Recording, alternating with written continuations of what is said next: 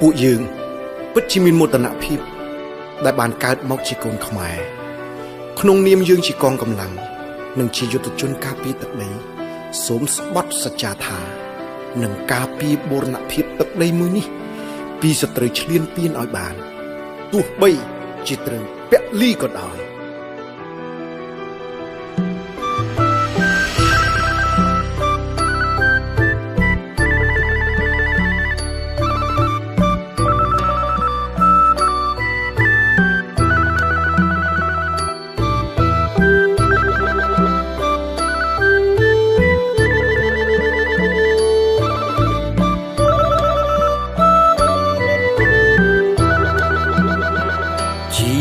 យុទ្ធជន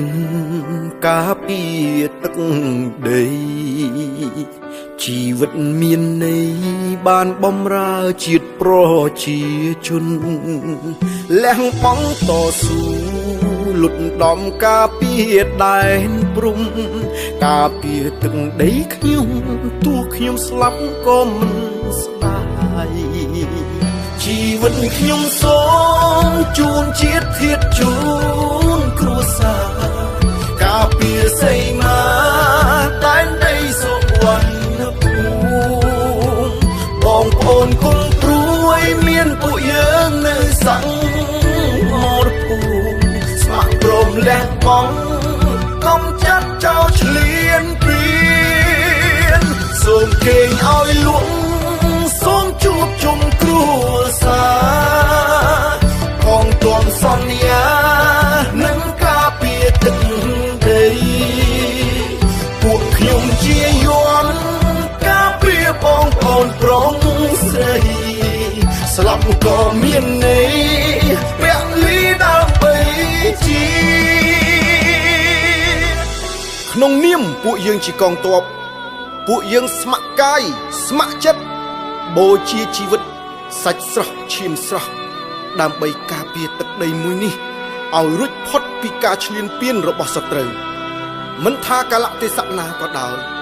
ពួកយើងស៊ូពលីមិនរត់ចោលទឹកដីនិងប្រជាជន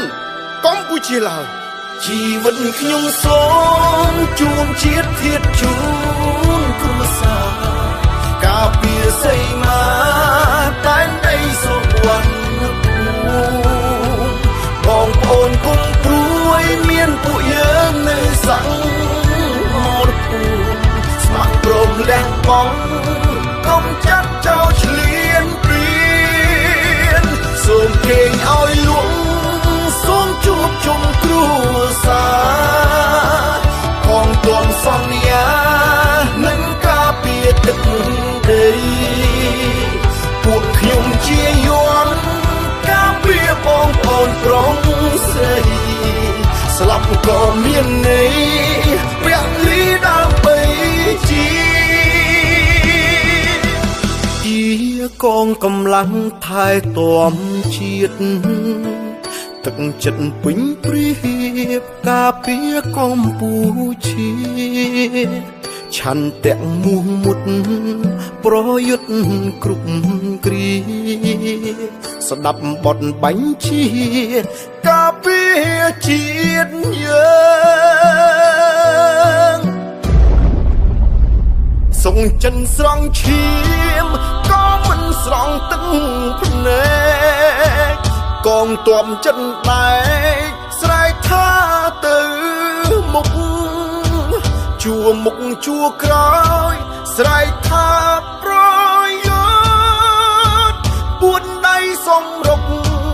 ការពាររដ្ឋថាជីវិតខ្ញុំសូមជូនជាតិធាតុជូនគ្រួសារការពារសីមាតែនដីសុវណ្ណភូមិបងប្អូនគុំព្រួយមានពួកយើងនៅសង្មរភូមិស្ម័គ្រព្រមលះបង់កុំចាត់ចោលឈ្លានពានសូមគេងឲ្យលក់សូមជួបជុំគ្រួសារផងទាំសន្យានឹងការពារទឹកដីពួកខ្ញុំជាយន់ការពារបងប្អូនប្រុសស្រី ក៏មានន័យពលីដើម្បីជីពួកយើងសូមសន្យាថាការពារជាតិនិងសាសនាព្រះមហាក្សត្រ